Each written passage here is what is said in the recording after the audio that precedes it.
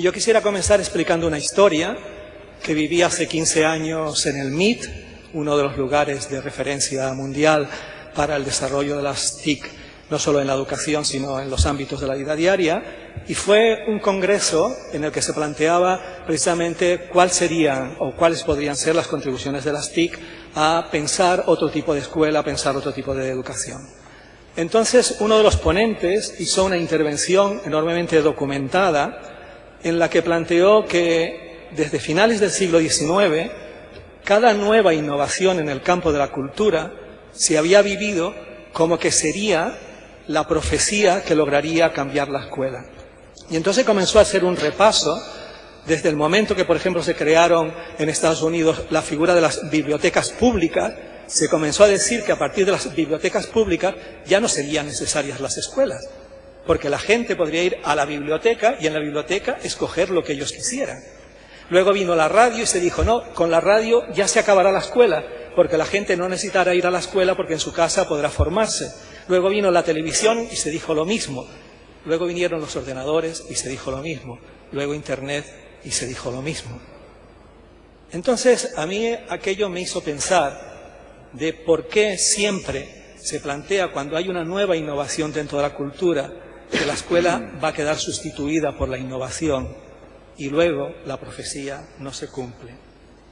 La inversión que se ha hecho en los últimos 25 años, tanto en formación docente como en dotar de aparatos a las escuelas, no ha tenido una repercusión, no ha influido en el cambio de la manera de enseñar y aprender en las escuelas.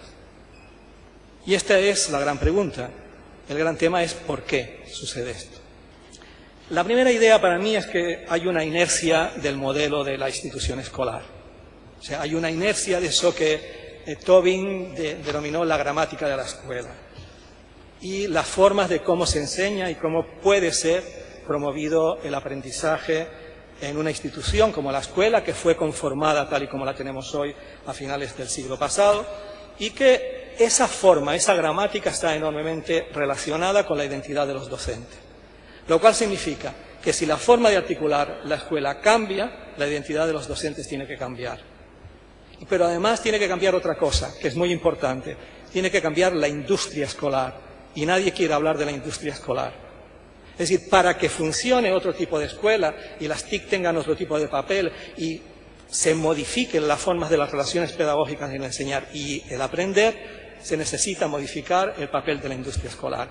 Y la industria escolar, la principal industria escolar en nuestro país son los libros de texto, que quedaron revalorizados con la reforma del año 90, y en otros países son los libros de texto junto con la industria de los test.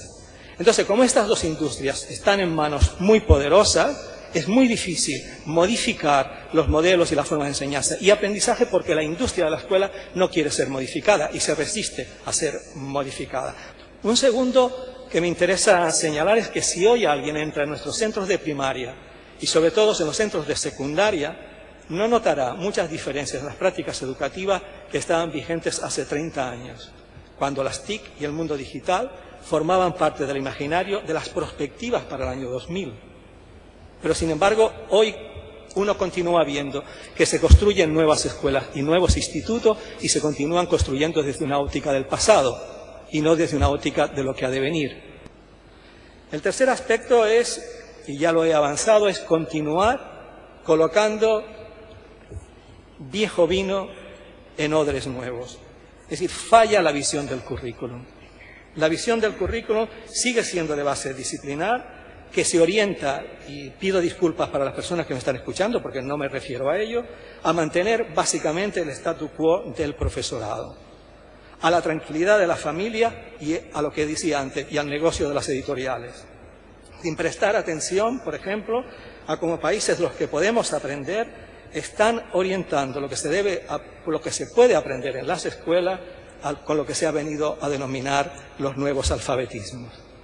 Lo que supone un planteamiento educativo en el que se transmite o se construye a partir de experiencias de indagación modos de aprender que favorecen los alfabetismos digitales, aurales, visuales, mediales, junto con los considerados tradicionales, pero colocados desde la visión que un día nos brindó Pablo Freire cuando escribió que hay que leer la palabra y el mundo.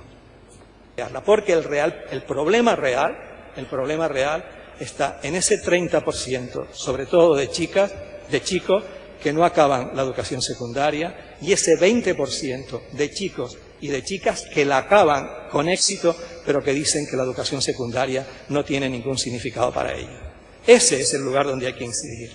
En ese casi 60% que dice, esto no está respondiendo a nada, esto no me está ayudando a dar sentido a las preguntas que me estoy haciendo, a las problemáticas cambiantes del mundo contemporáneo. Reconocer estos 5 puntos para mí sería un inicio para poner en marcha lo que considero que ha de ser un proyecto de cambio cultural en relación con la escuela. Algo que no se logra si no se cree de verdad en el papel emancipador de la educación, y tengo la sensación que ni políticos, ni sociedad civil, ni educadores creen en este momento en el papel emancipador de la educación.